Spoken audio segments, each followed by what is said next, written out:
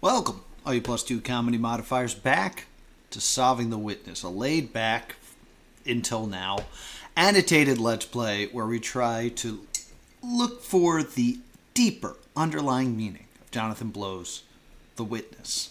Drinking a little bit of coffee during the record session here today to create more of a laid back vibe because the gameplay is going to get very stressful soon. But before we get into that, we got to talk about some comments that were made on my last video. Draken brings up that the building that looks like the gallows, as I called it, is definitely something to do with mining. I assumed it would have to do with gathering ores and materials from underground. The stone powder theory could work with the idea of making cement, maybe, which is a very interesting concept I had not considered before.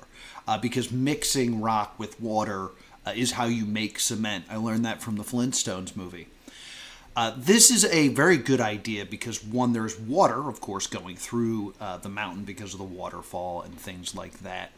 And it also got me thinking that we have made the assumption before that the quarry area that has these big white bricks is actually what they are using to carve the statues. That maybe this is like some sort of like marble, and this is where all the statues are coming from. In the quarry section, there actually is a depiction of evolution, the evolution of man, and we believe that it is carved out of these stones. There's also these statues in the mountain itself. There's the librarian ghost from Ghostbusters that I like to point out. It is possible that rather than bringing the statue whole cloth into the mountain, like somebody carves it and then you have to drag it into position, or bringing one of these stones in there and carving it there, or the stone itself being carved, that it's being formed by bringing in the powder and then making a mold and using a more concrete method to create these statues. That is a possibility. There's also like the big arches inside the mountain that I've been saying, like, why are these being stored here? You know, was this supposed to be moved to the mountain? How would you even do that? How were they even created in there? The idea of bringing in this powder to kind of form concrete to then form these arches and things like that is a possibility. I'm not 100% sold on it, but it is definitely something to consider. Pedro Paulo also says in the comments that when I was talking about the door that led to the outside from the gallows, I mentioned that this is a mirror of the same kind of format of the door, the first, like, impossible puzzle door that the player usually encounters. But Pedro Paulo brings up that this is actually the third time that this door appears. Because it's also in the quarry, and I looked it up, and yes, it is also in the quarry. So it's very interesting that the same puzzle with a little bit of different elements appears multiple times throughout The Witness.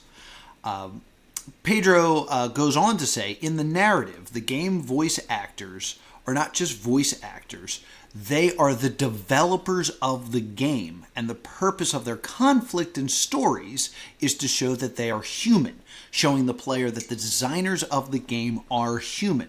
So even though they strive for impartiality, after all, The Witness is about self-discovery and finding truth by yourself. And yes, I am arguing that the actual game, The Witness, and the fiction game inside the narrative are interchangeable. They still have biases and flaws. Nothing is perfect, not even The Witness. This is The Witness, the game. This is a very good point. I kind of mentioned the idea of like someone hiring voice actors to do things. That is probably the wrong way to look at this. The way to look at this is these are the developers of the game. These are developers of the island.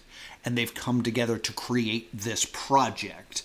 And that's why they have so much skin in the game, in like who's saying what and how the island works and what this experiment is that you go under and you go into this island and it has effects on your brain. It's more than just putting on a VR headset. There is something else that's going on here.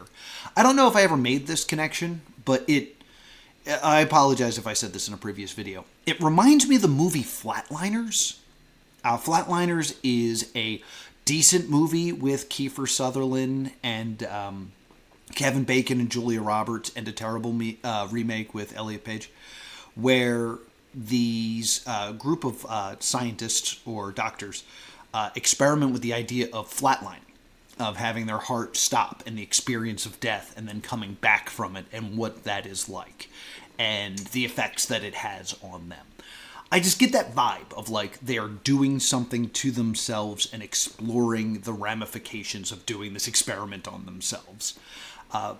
Pedro goes on to say, when they show they are discussing who should have each quote, they are showing that even though they are not saying what interpretation they have, it is just by recording they're letting a bit of what they think into the game.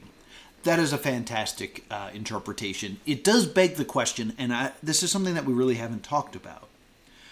When the recordings of the conversations are happening, is that a mistake? Or did they decide, we need to keep our discussion in the game because that is becoming just as important as the quote itself?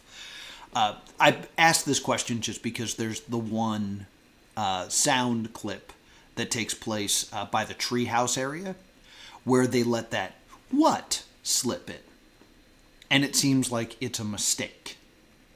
But what it's actually showing is that, conversations about this quote are happening after the recording. So it's a very important distinction we have to make. Are they mistakes? Are they bloopers that they left in? Or did they decide, wow, our conversation is more important than the quote itself and we must leave it in the game? I'm leaning towards the second interpretation of things, especially with what we're going to get into in this episode. So without any further ado, let's get to the Let's Play. And here we are in a secret underground cave. And we're going to do the challenge. Now, I don't know a lot about the challenge, other than it exists. It's like the Loch Ness Monster to me. It's like I've heard rumor of this, but I've never experienced it myself. So this will be my first attempt at the challenge. I know that it's an achievement. Good evening, guys. But right when I ended last time, I noticed this little sound clip. So we'll start here with some philosophy, and then we'll move on to impossible challenges. I cannot understand why we idle discussing religion. If we are honest, and scientists have to be, Okay. we must admit that religion is a jumble of false assertions with no basis in reality. The very idea of God is a product of the human imagination. It is quite understandable why primitive people, who were so much more exposed to the overpowering forces of nature than we are today, should have personified these forces in fear and trembling. But nowadays, when we understand so many natural processes, we have no need for such solutions. I can't, for the life of me, see how the postulate of an almighty God helps us in any way. What I do see is that this assumption leads to such unproductive questions as to why God allows so much misery and injustice, the exploitation of the poor by the rich, and all the other horrors he might have prevented. If religion is still being taught, it is by no means because its ideas still convince us, but simply because some of us want to keep the lower classes quiet. Quiet people are much easier to govern than clamorous and dissatisfied ones. They are also much easier to exploit. Religion is a kind of opium that allows a nation to lull itself into wishful dreams and so forget the injustices that are being perpetrated against the people. Paul Dirac, 1927, as related by Werner Heisenberg. So, you see what I'm saying here? Yep, this one doesn't fit either. How would you characterize the way in which it doesn't fit? Well, it's about arguing. And it's about being greatly disturbed by issues that are relatively small. It's not aiming high, and it's not about ultimate truth, not really. It's mostly about what some stupid people are doing that is wrong compared to what I am doing that is right. But Paul Dirac was definitely a truth seeker, in the domain of physics at least. Yeah, but I don't feel that attitude in this piece at all. If a belief is just formed in opposition to other beliefs, it can't be fundamental? It can't be that deep. But, you know, where he says the thing about natural processes, he starts to outline an actual philosophy. Interesting. There's something that could stand on its own, that isn't just rejection and opposition. But then he drops it. Well, this isn't the Atheist Manifesto we need. I'll keep looking. Okay. You know, at one point Dirac also wrote this. One could perhaps describe the situation by saying that God is a mathematician of a very high order, and he used very advanced mathematics in constructing the universe. I think he meant God in an Einstein kind of way. He said that? Same guy. Same guy. Later in life, though. People are strange. Scientists are stranger. Yes, they are.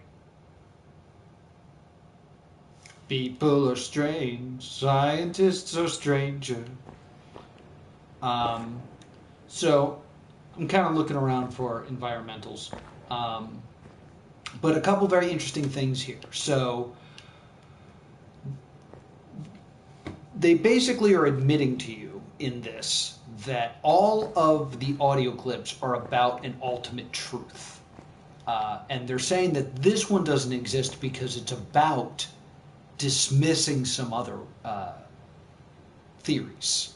So ultimate truth cannot exist in opposition to another, like purely in opposition, which I like. I like as a theory. That's way deeper than I thought. Or it's just reflection. The other thing, it's as if religious faith plays no role in ultimate truth. Well, that is what the quote is arguing. What they're arguing is that if your main belief comes from dismissing another, it can't be an ultimate truth. Ultimate truth doesn't exist purely to prove something false. It is true within itself. And it goes on to say that this is not the atheist manifesto we're looking for, which means that they are struggling to find an atheistic thing to include in this game, or include on the island. Which is interesting. Because I guess atheism in itself is the idea of no God, which would be seen as like anti-God. It's not pro anything. It's just anti, which is interesting. That it would be difficult to find an atheist manifesto, because it would it shouldn't be I'm an atheist. It should be, because I mean anti is right there in atheist. It should be like I am a scientist. Like my God is science and logic. I like it. Cool. There's a lot of non-religious quotes about ultimate truth. There is. Bruh, that's so deep. Thank you. I try to go deep. Because I'm in a mountain. I'm underground. It's as deep as it goes. So yeah, I think, like, I'm not saying don't be an atheist. I'm saying that it doesn't define you. That's weird. Is that possible? It shouldn't define your outlook to just be anti-something. Just say that it's not that there is no God and I'm anti-God. It should be I'm pro-science. An anti-theist. But strangely, I find myself getting more comfortable with the term God lately. What is the term? Not atheist. Anogonist, or it's basically the idea that you don't know. That's what I consider myself. Because there's a fantastic episode of, this is a weird place for this to go, of Metalocalypse, where agnostics are going to war with atheists. It's like, yeah, what are they? They're atheists. They don't believe in God. What are they? They're agnostics. They think there might be a god or there might not be. They're not sure. They hate each other. This is going to be metal. Well, I feel like holding a mug is doing a lot for me today. This quote, we have a lot to talk about here, so strap in. I'm going to be here for quite a bit. This is a very important clip because it gives context of the actual purpose of the audio clips, that all the clips are about truth or seeking truth. This does not fit because it's not explaining truth, but rather explaining what is false. This is kind of the problem with finding an atheist manifesto for this game, is the idea of being an atheist is believing that there is no God, which I'm not saying is right or wrong, but in terms of what this game is trying to do in finding truth, saying there is no God is not an answer. It is just simply saying this answer is wrong. Because if your belief is, oh, there is no God, then you need to then have an answer to, well, then how was the universe created? Why are we here? All these other things. And to simply say, well, it's not God is simply not an answer. If you then say, evolution, well, now you're an evolutionist. If you say, the Big Bang, or, now you're believing in things like physics and things like that. So it seems to me like this is not meant to say atheists are wrong, because I've seen that interpretation floating around when I was doing my research. I don't think that this is an anti-atheist method. I think it is just meant to state that atheism is step one in becoming whatever your belief is, whether it is in science or a flying spaghetti monster. It can't just stop at atheist if you're looking for truth, because atheist is just dismissing one interpretation. You need to then establish your interpretation of truth and why things exist. And it has to go beyond, not that. A trash truck just came out. It's currently outside my window, so I'm sorry if that's loud, but I'm going to keep going here. One thing that I find very interesting is that this audio clip is underwater. I can't think of any other audio clip that exists underwater. Like, there's a lot of water in this game. There might be one in the desert area that, like, you reveal when you sink the water down, but this one in particular is underwater. And I think that's interesting because it is showing the simulation theory, in that if this was truly underwater, we would not be able to interact with it without disturbing the water, and we probably wouldn't be able to hear it because it's underwater. I think this could also symbolize that the quote here is incorrect, that it's not amongst all the other things. It's separated through this barrier of water. Like, yes, you can see it, but it is elsewhere. So that's kind of my interpretation. I think it's very purposeful that it is underwater. I also find like this one's very missable because it's in an area you can't walk because it's underwater. So you could, if you wanted to go further with this, say that the only way that you could actually interact with this is to walk on water, which is very anti-atheist if you're walking on water. That's just a fun interpretation I took while I was making my notes. Another thing that I want to point out is there does seem to be a theme amongst the sound clips where there is dialogue, where after the recording, the voice actors or the developers, however you want to refer to them, are talking with one another, that there tends to always be laughter. Like, there's laughter here as they're discussing, like, oh, the same guy said this? That's weird. There's laughter in the previous one we found about leaving me alone to, or thank you so much for giving me a time to reflect on my own rival status. And she says something like, ha, ha, ha, ha, you're welcome. The idea that while we are discovering contention between these characters, that because then we have characters, that there are struggles between them, how friendly it is, and the fact that they're constantly laughing is very interesting to me. I also want to get back to this theme that I've discussed before of layers of detachment. Because the game is called The Witness, the idea that we are witnessing things. And I've already discussed that we are playing, us as humans, are playing this avatar character in the game, experiencing this world that someone else created to give us a message, using messages taken from other people. Like, we are so many layers back from the original message.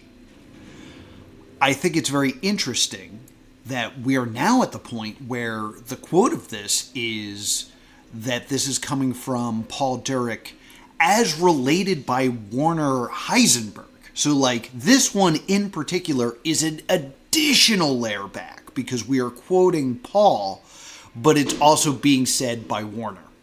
I'm going to come back after the trash truck's gone. All right, let's try to carry on. I think the truck has moved away. Hopefully you can hear me okay. So what's interesting about Paul here, Paul Dirac, is all the other quotes that have appeared with the dialogue at the end appear somewhere else on the island. This one does not. So when they say that this one doesn't fit, they actually decide it doesn't fit, and it does not appear anywhere on the island. Neither does the second quote about mathematics. That also doesn't appear anywhere on the island, which I thought it would. But in doing some research, Paul Dirac does not appear anywhere on the island.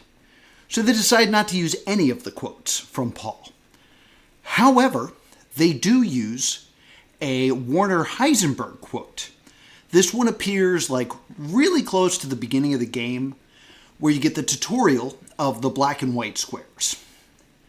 I'm not going to read all of it, but it says, the physicist Wolfgang Pauli once spoke of two limiting conditions, both of which have been extraordinarily fruitful in the history of human thought, although no genuine reality corresponds to them.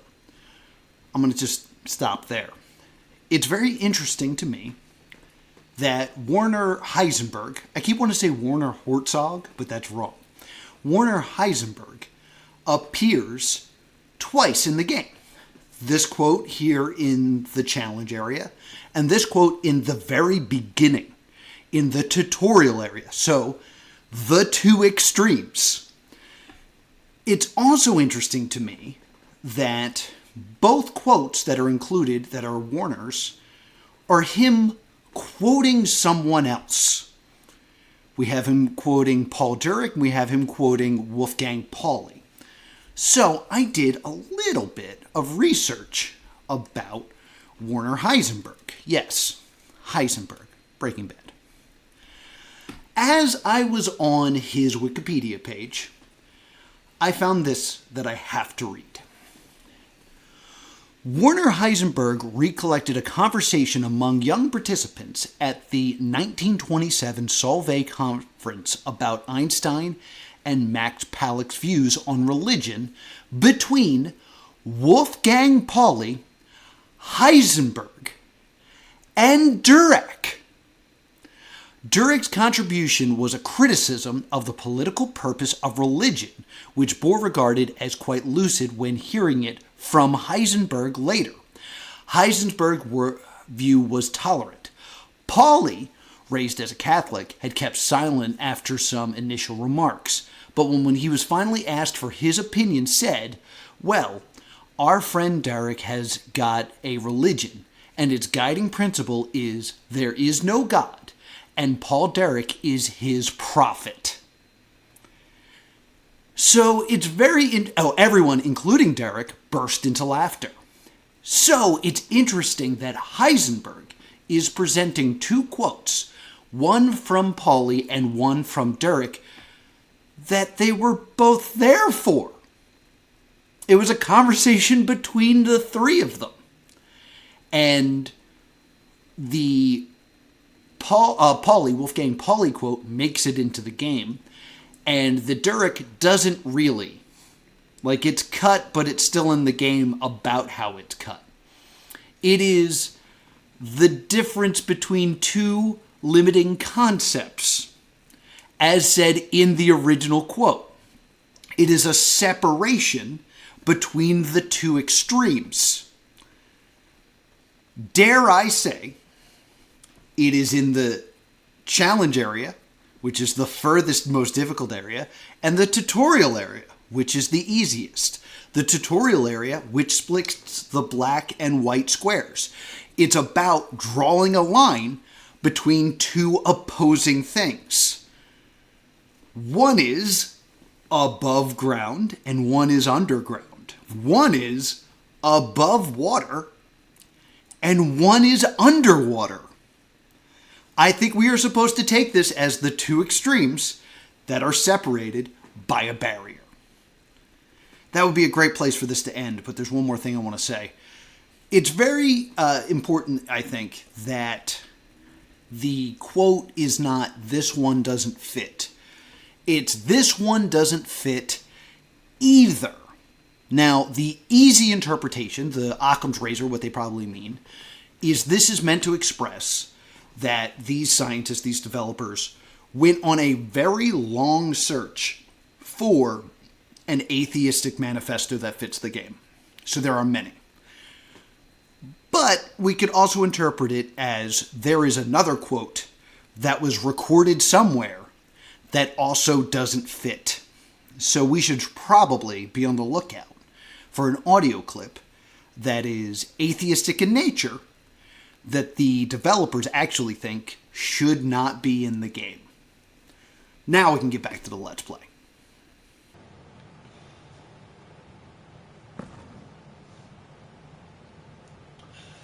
I guess, that would be a theist. Which goes back to all the way back where I believed that I spelled that in Symmetry Island. Well, then you would be agnostic, because you're open to both sides. Theist would mean that you believe in God, period. Agnostic would mean, hey, I don't know, it could go either way. So I feel like I should play with the record player. There's two ways to solve it, it looks like. The short and the long. Oh, that does nothing.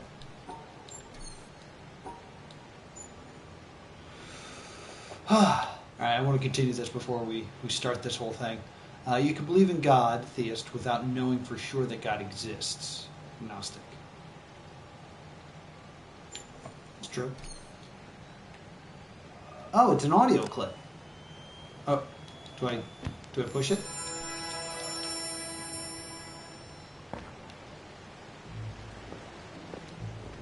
Puzzly time.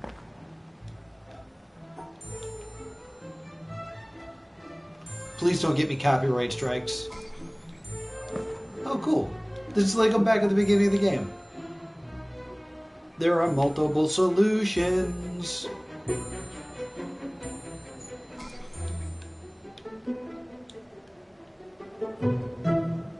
Long over for this one? Okay. Boink. And boink. Cool. Did you turn the rest of these on?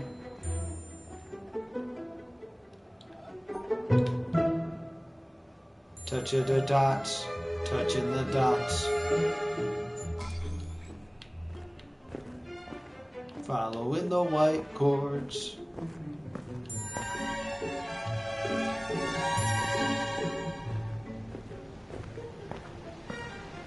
Oh, there we go. Oh, good. I thought this was going to turn on and be a sound puzzle, but it's not, which makes me happy.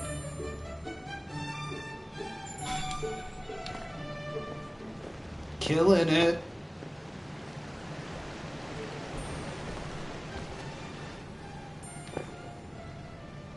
What the hell? These changed. That just changed, right? Yo. Wacky. Oh, they're probably up there. Okay. Run!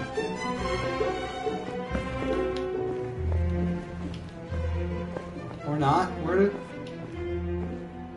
Where next puzzle? Puzzle?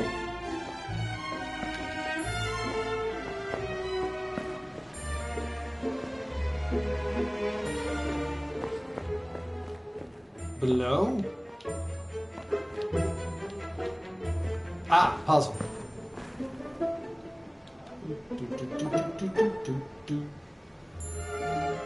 So I can make that go across the top, and then, nope.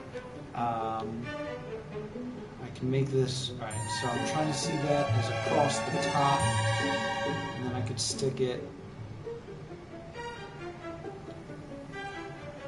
well, if it's there, and then, no, I can't do it there. Like this. Yeah. Oh. Oops. Do I have to do this one again?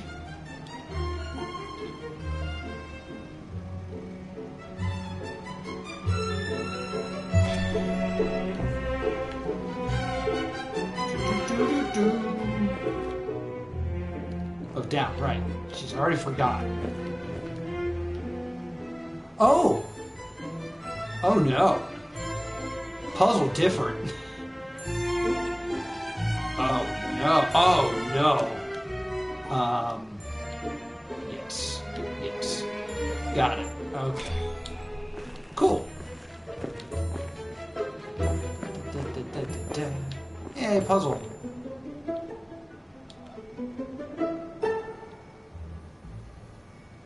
Oh no. Dislike this. Wait, no, we're fine. Bink. Is it over here ready now? No?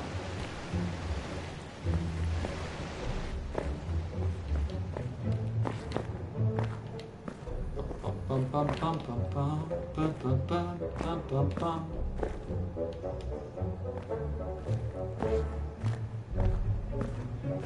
Oh, okay.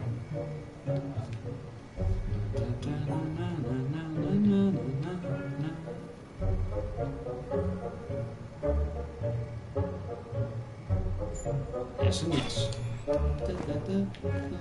Oh, it's building.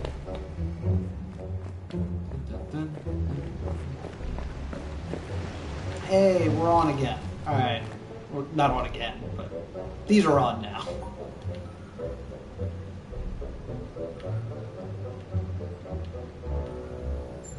Yep.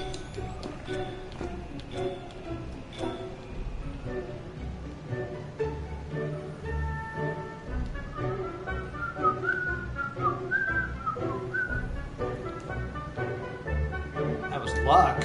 That's skill. Pure skill. This is bad. Why can't I see this? Oh, this is bad. How do I do this?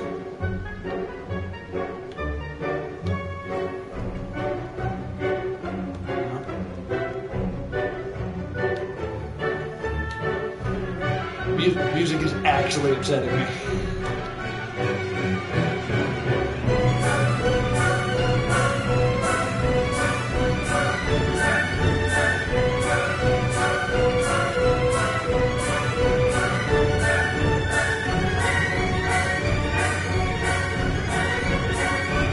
Can they not be solved?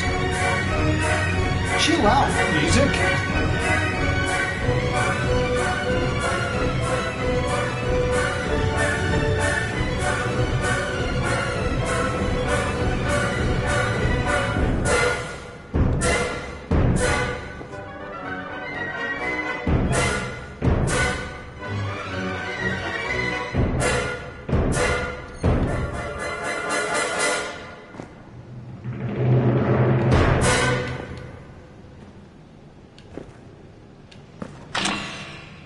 Shit. I was kind of expecting that. This seems like a good place to jump in. So what have we learned so far? We've learned that the puzzles are going to be randomized. We learned that this is going to be different every time. Super. We've learned that wrong answers are punished. That if you get something wrong, it shuts your screen off. Which means this is not about guessing. This is about knowing. You're not going to guess an answer. you are going to know the answer or you are not going to move forward.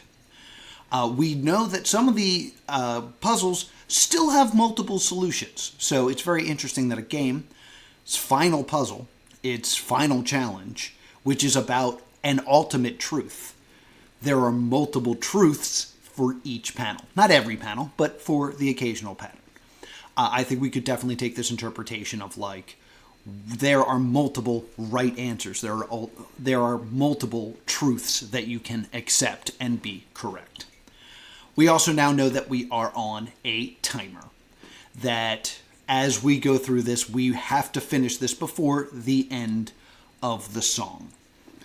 And I think it is such a brilliant idea to have the timer be a record player. Could have been a CD. Could have just been an audio file like the ones we've seen around. Could have just been a clock. But it is a record. A continuous groove that a needle draws a line from until it reaches its end. Just like a puzzle in the Witness. Fantastic design.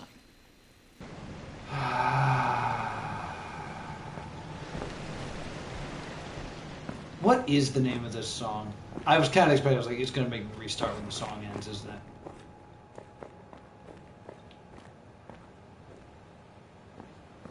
That's the challenge. Okay, got it. I can do this. I can do this.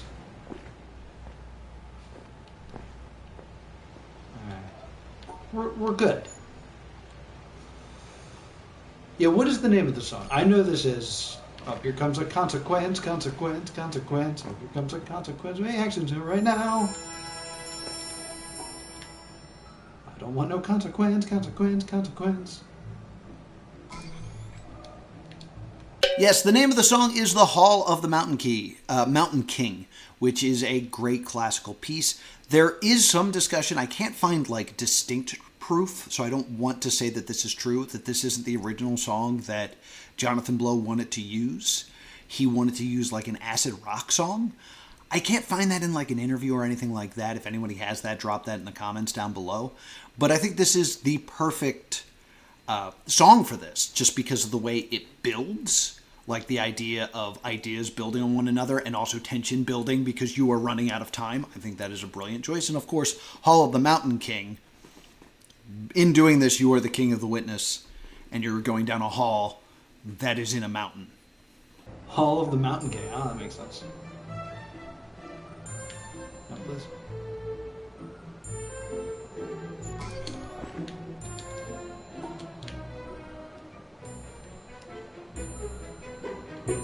Come on. Every second counts now.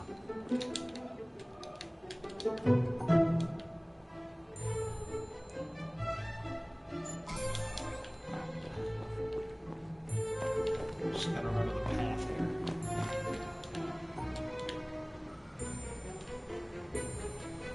here. My line only goes so fast. Alright, we're good.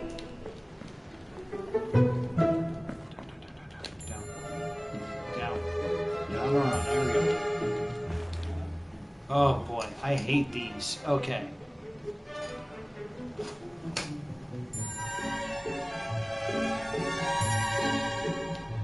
No. Ooh, this is bad. I don't like this one at all.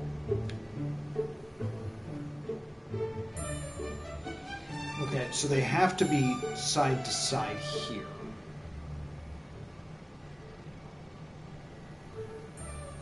No, because then I can't link it there. I mean, I guess, no. No. Ooh, this is bad. They could be, no. You can't link that off of anything, so I guess it could be, no, because that's broken. It could be a, no, wait, no, that doesn't work either. That doesn't work. Wait, it does.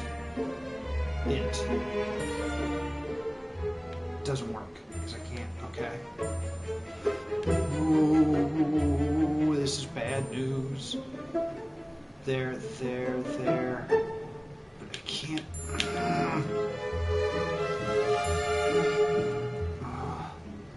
You can see this. No, you can see it. No. You can see it. You can see it. You can see it. There it is.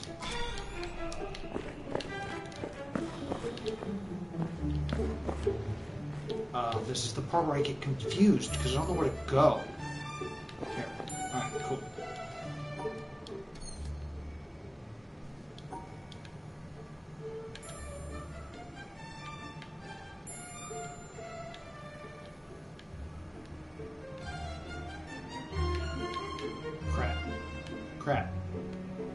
Crap.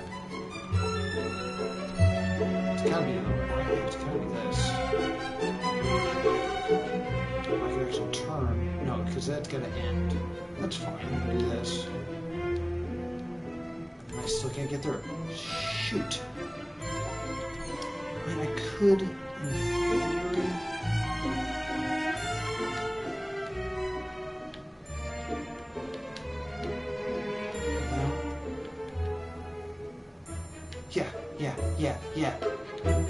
Yeah, we're good.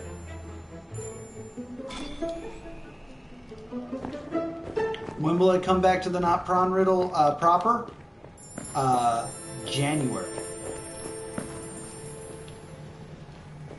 Where's the other one? I remember I accidentally found it last time. Come, go. There's no time for this. There it is. Okay. I feel like I'm already out of time.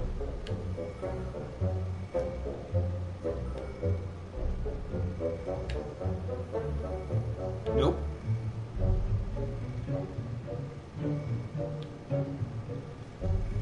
Got it. No. No. Yes. Yes.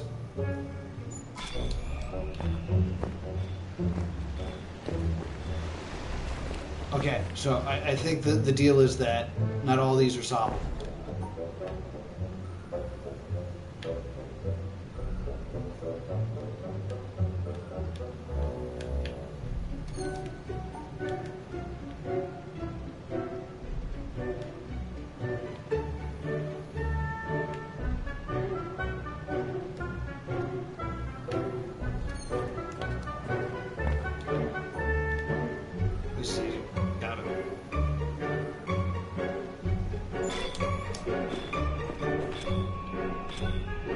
Not all of these are going to be solvable. This one looks the most solvable.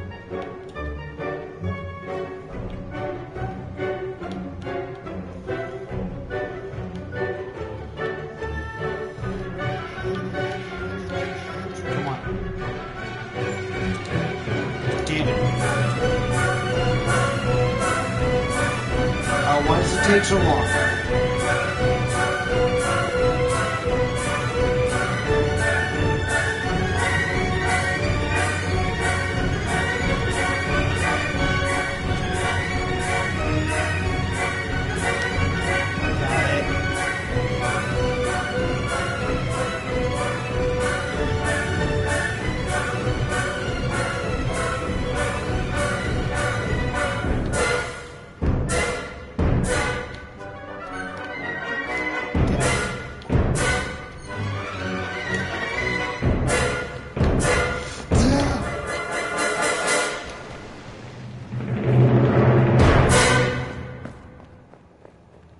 And that's going to do it. Before we get to our takeaways, quick things, few things that we learned this time around is that some of the puzzles are unsolvable. This is a new challenge that is being brought up to you in the Witness that we never had to deal with before, of recognizing the patterns to an extent of that not only can you see answers, but you can see when a puzzle is impossible.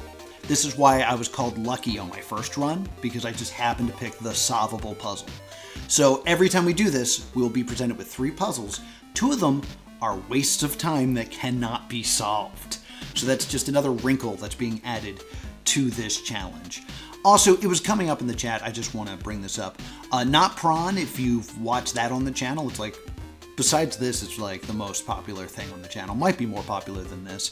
It's me trying to solve the world's hardest riddle. It is complete. I've completed that series. You can watch it right now on the channel. The last levels were put behind a paywall of my Patreon, which I've taken down, but they exist if anybody really cares. Anyway, let's get into our takeaways. Our biggest one is that big quote that we started with of Paul Dirac, as brought to you by Heisenberg. What are your thoughts on that quote? Does it mirror the other Heisenberg quote that is above in the tutorial area? Why is this underwater? Why doesn't this appear elsewhere in the game like the other ones? Probably because it doesn't fit. I think we know the answer to that one. The fact that they use the word either, does this mean that there is another quote floating around that was recorded just before this one that should not be in the game but somehow found its way as one of the audio files? Keep that in mind and let me know in the comments down below. What are your thoughts on the challenge itself? The fact that the record player is the way that time is kept. What do you think that means? I think I nailed it, but tell me you agree with me down in the comments down below. There's going to be a lot more challenge streams coming up after this, so I hope you really like Hall of the Mountain King, because you're going to hear it a lot. And what are your thoughts on that choice of song? Thank you so much for joining me for another edition of Solving the Witness. Be sure to subscribe right here to +2 Comedy Gaming so you get a notification next time we try to solve the Witness.